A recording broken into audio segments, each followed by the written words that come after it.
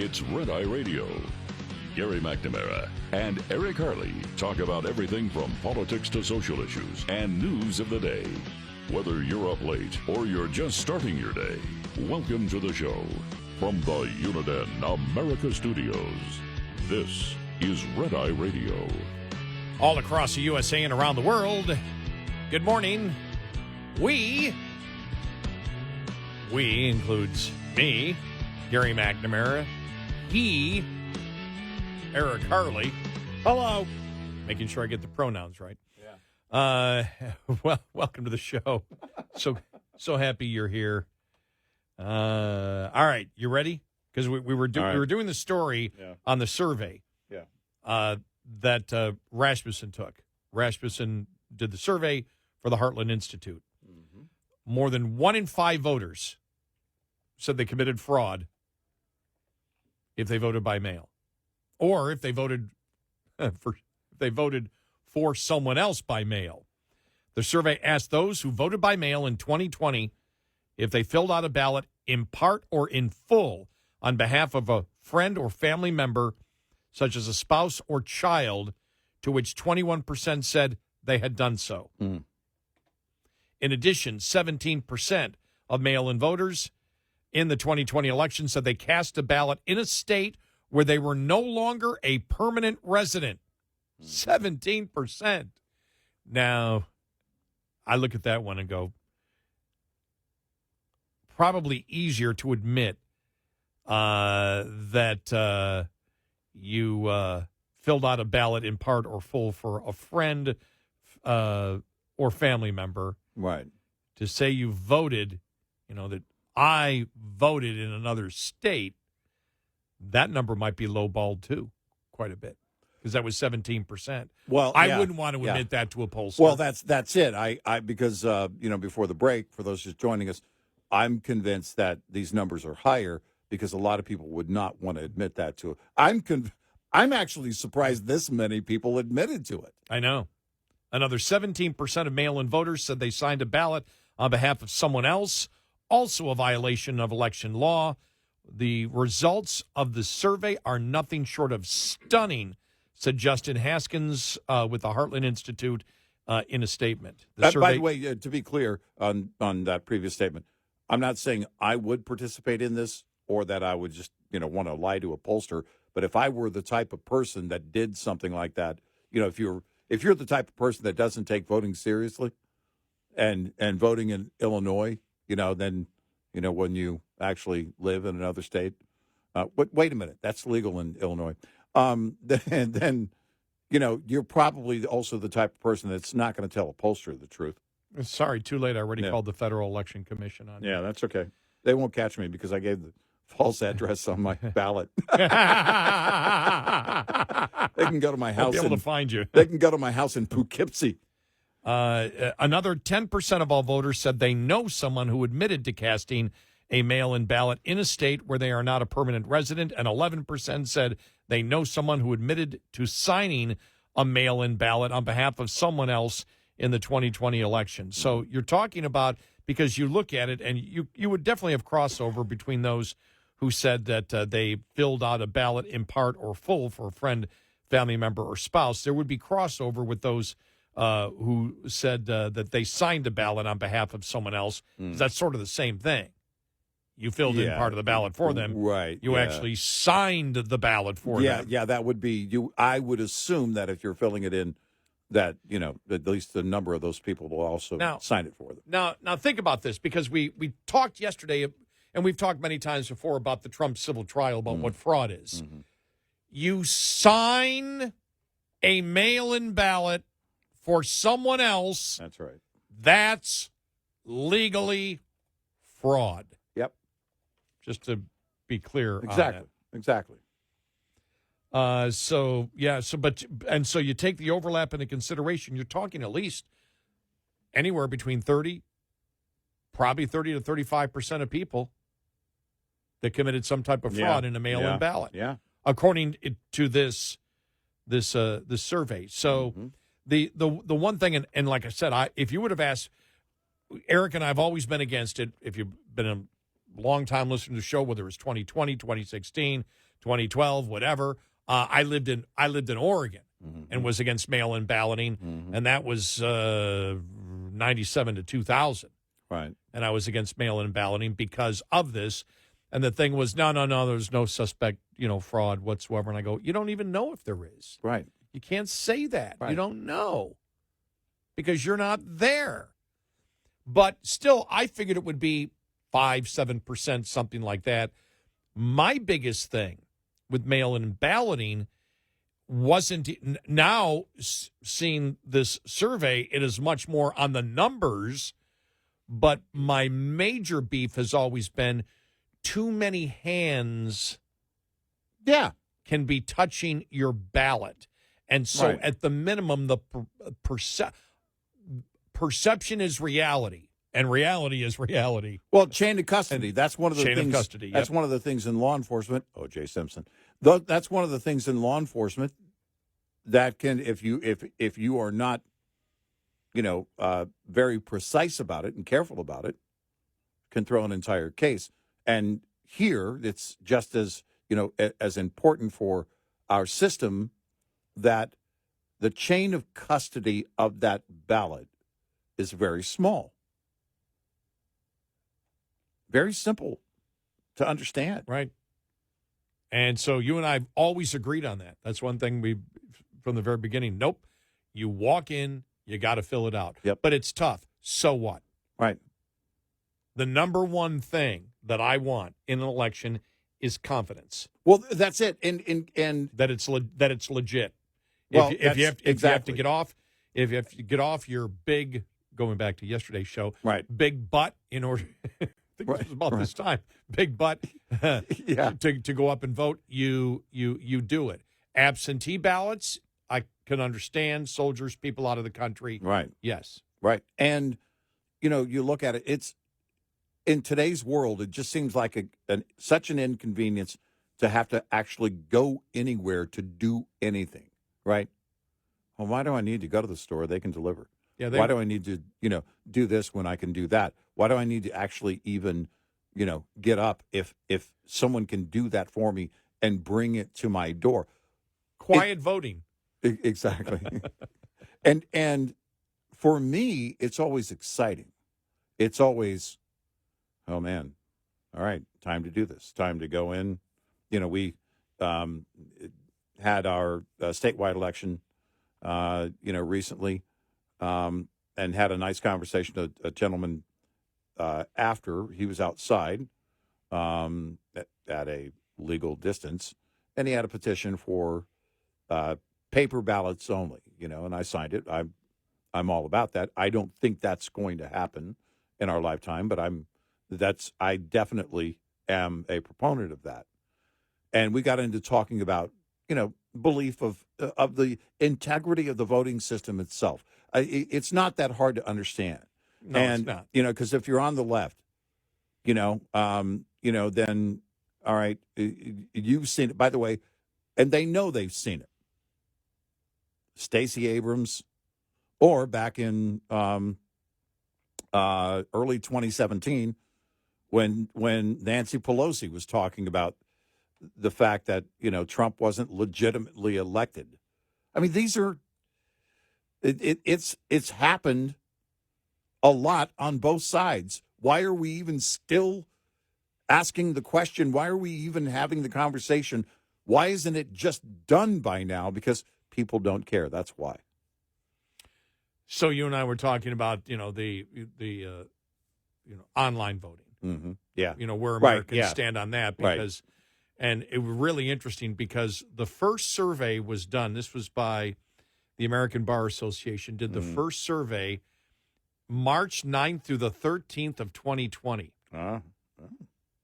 Now, Trump declared a national emergency on the afternoon of the 13th, the last day of the survey.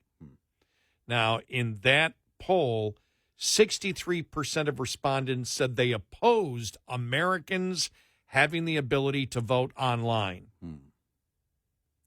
Then came the stay-at-home orders. And they're right here. And scenes of Wisconsin voters in protective masks standing in long lines to vote on April 7th. The second survey began that day and continued to April 11th. In that one, a majority, 55% said they now supported the ability to vote online rather than polling in a polling booth. So it changed once COVID hit. Yeah. And where the majority were for it at that point. But it'd be interesting to see what it is today. See, it'd be interesting to see how many Republicans. But again, if you and this is why I bet you that I bet you if you took the polling, that you would find more Republicans that would want a simple voting system where you have to go in. Either paper ballot or a machine where you get your, you can see who you voted for. And then you put that back into the machine again. Right. Chain of custody, no one except not an you. issue. Right, exactly. Yeah, chain of custody, not a problem at that particular point. Right. And I bet you more Republicans than Democrats, even though Democrats have screamed, stolen election. And think about this. In 2000, with all the hanging chads and everything else, you would think that Democrats would look at it and they would say, no, we need to have voting much simpler. Yeah, you would think that 2000 would have settled everything. Less chain of custody, less guessing. Right. Where you would have absolutely know what the vote is from that particular person. Right. You do whatever you can, and I believe you would have a much greater Republican response to not having online or mail-in ballots than Democrats. Yeah. No, I think you're right. Yet both claim stolen elections. Right. Yeah. It's, again, it just feels silly that we even have to talk about it, that it's even a debate at all. But you can't force people to care, to put that kind of importance to it, especially in the age of convenience. That's another thing that the COVID era did, because now everybody delivers everything. What do you want? You don't even have to get dressed. You can sit and work in your pajamas all day from home and have all your groceries. Remember several years ago when the guy did the challenge from his home? How can I survive without leaving my home? And it was, based on delivery of food and everything else. And I don't know if it was a month. I can't remember. But these days, it's not just survival. There are many people that are just, no, if I can get it delivered, because it's convenience. And you have to apply that to the mindset of the elections. This is why I was curious about where the poll would be of how many people support voting online. You can't be serious about elections and say, oh, no, we should be able to vote online. You can't be serious about elections and say that. You just can't. The integrity of the election system is everything. And there are going to, because it's a human endeavor, there are going to be mistakes. There's going to be fraud. And that's going to exist in every election. You and I have been saying that over the years. It exists to a certain extent in every election. Yeah. But what do? You minimize the risk and opportunity for that fraud. Right.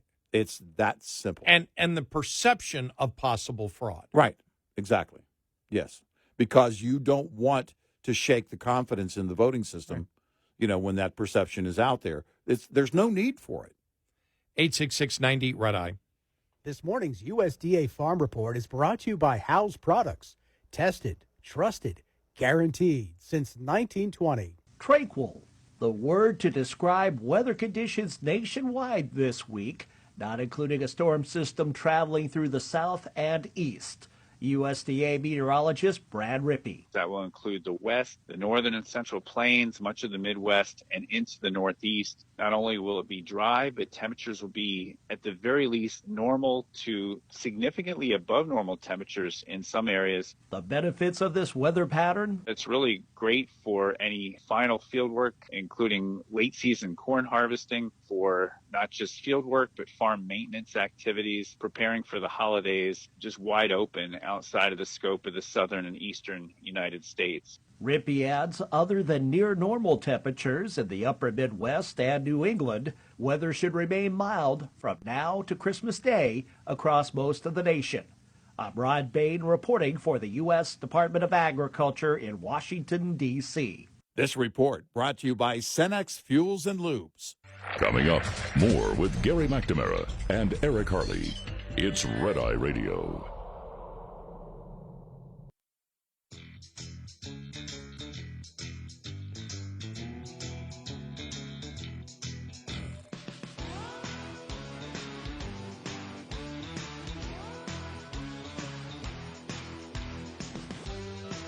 It's Red Eye Radio. He's Eric Harley, and I'm Gary McNamara. Just looking, just an inflation update, looking at some of the products you buy where inflation has skyrocketed, much greater than the CPI inflation rate of 3.1% or the core inflation rate of 4%.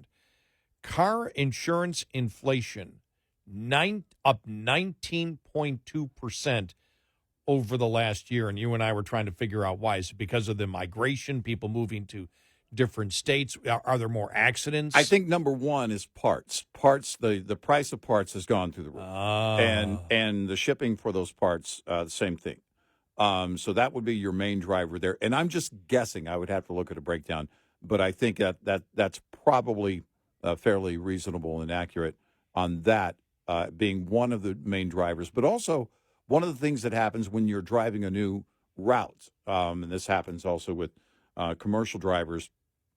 They find when truck drivers have a new route, there's a greater incident of accidents that happen. And my question would be, if you have a lot of people that are migrating to a different state, that are leaving New York, California, moving to Texas or wherever they're moving from one place to the other, and they're driving a new route after being at home for a while. That's another thing too. A lot of people didn't drive for a couple of years. The car that we slightly used car that we bought for my wife recently was somebody that bought it, and then it sat there because of COVID. They were working from home for a long time, and people weren't driving. But then you add to it, okay, they moved. A lot of people, even if they didn't move to a different state, then they probably moved. A lot of people moved to a different area. Even a different part of town would be a new route. I just noticed got my car insurance in. I'm probably up, because I got new car insurance 3 years ago, 80% higher than 3 years ago. Yeah. And I'm one of the safest drivers out there with no accidents. Yeah. No, same. And mine's, and I'm like, whoa. Yeah. Transportation inflation, which I guess is your transportation cost, 10.1%. Car repair inflation, 8.5%. Rent inflation, 6.9%. Homeowner inflation, 6.7%. Food away from home inflation, 5.3%, and electricity inflation, 3.4%. And again, we have to remind folks this is a compounding effect in terms of the prices. This means above the prices, the high inflation of last year, right, and which the is year above before. The high inflation of the year before. Used car and truck prices increased 1.6%, not in a year, in a month. Wow.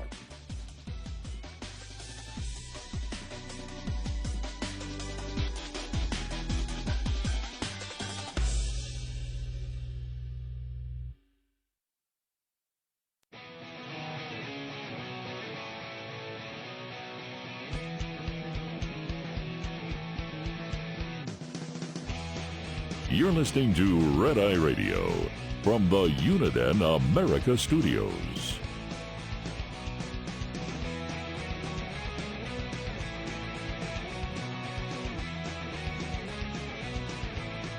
It's Red Eye Radio. He's Eric Harley, and I'm Gary McNamara. Download our Red Eye Radio app today. Listen when and where you want if you can't listen live overnight. All right, couple of things here. First, forgot to say this earlier. I saw a tweet from Mike Pompeo yesterday, which is really interesting. Right, yeah. And he wrote, as Secretary of State, MIT canceled my campus speech about China because it risked offending Chinese students. Now these schools justify rampant anti-Semitism because of a commitment to free speech. You can go back and listen to our podcast about what we thought about yesterday, what happened to the Harvard president who was staying. Mm-hmm. If you want the short version of it, the Nazi mindset exists today, and it exists in the United States of America institutions of higher learning, including Harvard. The other thing here, the impeachment inquiry. Yeah, right. Which I thought the Republicans did a pretty good job on it yesterday. I think that what's really hurt the Democrats is the fact that Hunter Biden's been charged. Yeah. And I think that's really the Democrats, and I really think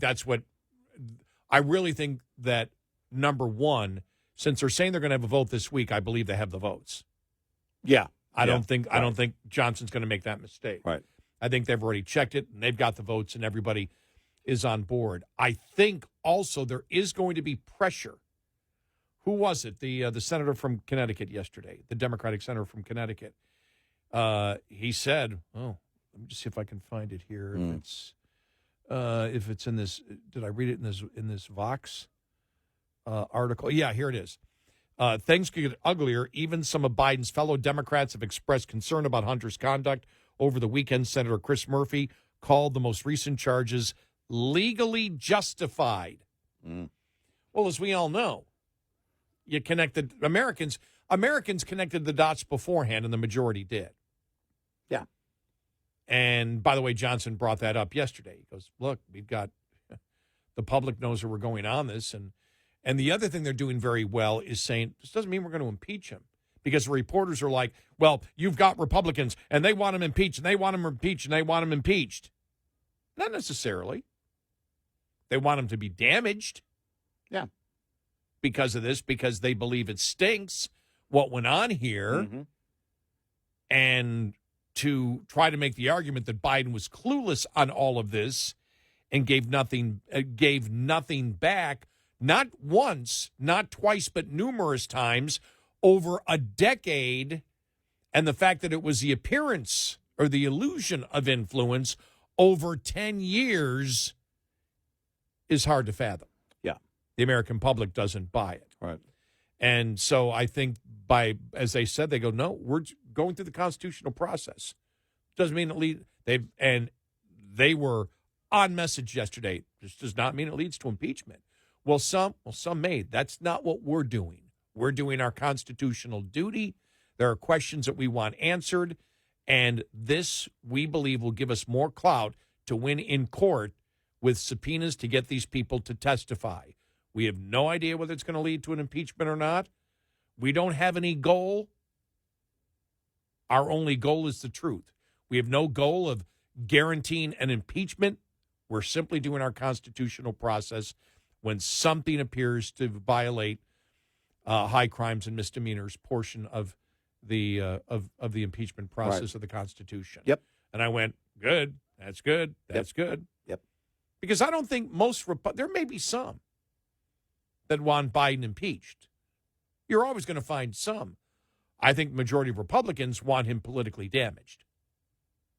I think that's it. It's you tell the story, and then you just kind of let it steep. You let it sit there for people to. I don't know that impeachment is the point. At this point, yeah, it could be. There could be evidence that comes about but I believe by the time that evidence gets, or if that evidence got to the surface, at that point it would be hard for his own party to defend him. Yeah, I've always thought that the leadership, there may be some Republicans who want to impeach, and I know there are because they've said it. I think the leadership wants him politically damaged. They want to stretch this thing out, right, and let it implode and have the evidence. Their wish would be the evidence is so damning that he won't resign and his own party turns against him. Right. And if he won't resign, then they win the election. I think this is all based on not the impeachment, which some would view as winning a battle, but it's winning the election, which is the war. Right. Now I have to read this for you from Axios, just because they tell us why it matters. Yeah, which is the only thing I'm really reading Yes. for. It says Biden's Hunter trigger. President feels guilty, sad, angry when son is attacked. In private, no issue is more likely to anger or sadden President Biden than attacks on his son, Hunter, according to people close to the president who have seen his moods shift when there's bad news about Hunter. Why it matters is what you always get from Axios. Yeah, They always exactly. ask that question. For Biden, who privately has expressed guilt over Hunter's ongoing legal and political fights, why? Why would he feel guilt? Right. The next year will be emotionally fraught as Hunter faces new criminal charges and will be the center of the Republican-led impeachment inquiry. And this part's probably true. The 81-year-old president has suggested to close associates that if he hadn't run in 2020, Hunter wouldn't be facing criminal prosecutions or be the target of daily stories by conservative media, all while trying to stay sober and rebuild his life. Well, no, it's in all likelihood they wouldn't be going after him. Right. Now the Department of Justice might be going after him. Yeah, there could be a If there was- criminal thing. If Biden didn't run and Trump won, the Justice Department may have gone after him. Mhm. That might have happened. We don't know. The ongoing criminal investigation into Hunter Biden has strained President Biden's relationship with his Attorney General, Merrick Garland, who appointed a special counsel in August to oversee the federal investigation into Hunter after the prosecutor requested that status. Only a few long-serving aides feel free to discuss Hunter's situation with the president, and only at certain moments, knowing that it can prompt both fury and dejection from the president. And they go driving the news. They talk about, what he would face in prison if convicted of the 3 felonies. They say that also the felony gun charge is out there, and also saying it's unclear whether the GOP's focus on Hunter will be politically damaging to the president. Well, no, it's not. It's already been politically damaging to the president. Right. The polls show it. But aides fear it will be emotionally grueling. President Biden's bond with Hunter is particularly deep and complicated, people close to Biden told Axios. After Beau Biden, Hunter's older brother, died of cancer in 2015, Hunter became the only living person from the 72 car accident that killed Joe Biden's wife and daughter.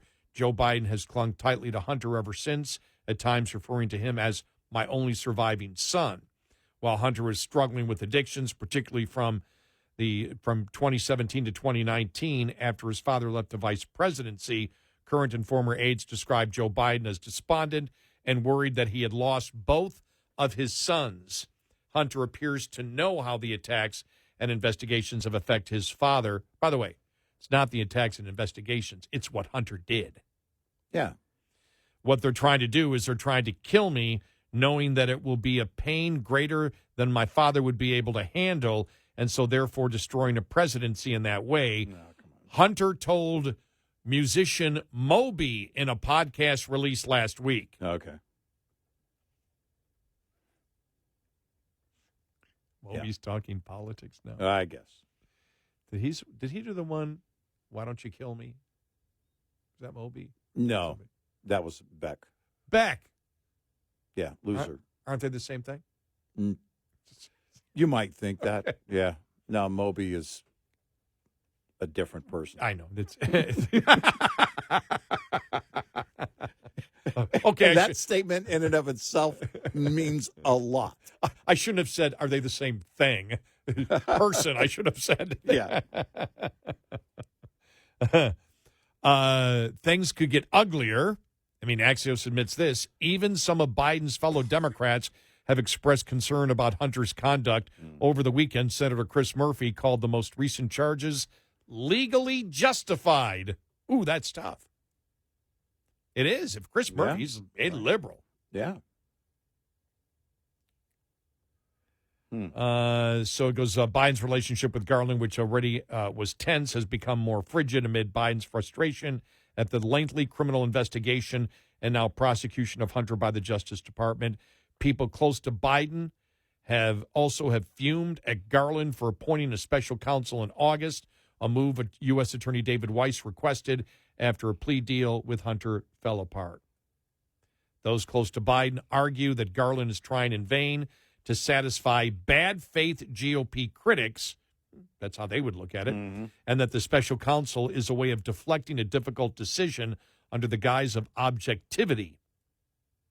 One person close to the president compared Garland to former FBI Director James Comey, claiming they both have been obsessed with the appearance of having integrity rather than just trying to make the right decision, a reference to Comey's handling of the Hillary Clinton email investigation. Wow. So there you go. The GOP's attacks on Hunter have blown up some of Biden's longest political relationships. Biden and Republican Senator Lindsey Graham used to be close friends. Graham said in 2015, Biden was as good a man as God ever created. Oh, God. But today, the two almost have no personal relationship because of Graham's investigation into Hunter during the 2020 campaign and since. People familiar with the situation told Axios. So Biden believed Graham violated an unspoken rule of the Senate by going after his family in an effort to please then President Trump. That's ridiculous. Graham has argued that Hunter's overseen. They're still trying to make the Bidens as victims here, aren't they? Yeah, no, I mean, this is somehow unjustified. You know, poor Hunter, poor Joe. Yeah, and when you see the evidence, you know, when you see what they've got, you're just like, wow. Like I said, the fallback position, and I don't even know if they know they're promoting it. The fallback position of the media and the Democrats is that it was the appearance, the illusion of influence. That's all that was going on. Right. And so it was Hunter and his brothers over a 10-year period conning all foreign adversaries of the United States. Right. Or most of them foreign adversaries of the United States, and fooling them into believing if they gave them tens of millions of dollars, they would get Joe to do something for them. Joe never did it, but they took all that money and they enriched the entire family, which means the entire family was in on Hunter's illegal activities to lie about what his father would do. Yeah. And this is apparently is a loving family. Exactly. That's the fallback position Democrats and the media have taken on this. Yep. It's insanity. As if, well, it's, you know, again, the excuse making, and now you have to create the emotional effect. Poor Hunter, poor Joe. And that really is what they're saying, that the family, they're really the bad guys, but they don't understand that they're even making that point. They don't get what they're doing. There's no self-awareness in this scenario. Well, it's like they're making an analysis on what's going on without getting into the facts that we already know. Right, exactly. They just ignore the facts and just say, well, this is politically motivated. It's unfair. These are right. The attacks on Hunter. What do you mean? Well, what attacks? Go through point by point, and if you can prove they're not true, but they won't discuss the evidence that exists right now. They won't discuss where the dots have been connected. And the media ignores it. Right. Yeah. Right. 866-90-RED-I.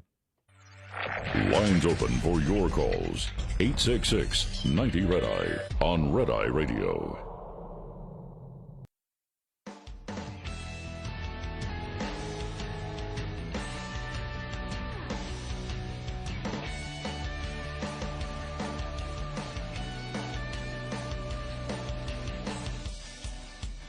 It's Red Eye Radio. He's Eric Hurley, and I'm Gary McNamara. All right, government report, the most stressful jobs in 2023. Number 1, a urologist. Well, Number 2, film and video editors. okay. Number All right. 3, let me see. Judges and magistrates. All right. Number yeah. 5, phone operators. Phone. What? They still There aren't exist. any phone operators. Phone operators. Or the stress is fearing for the job security, I guess. Maybe. I don't know. Maybe, yeah.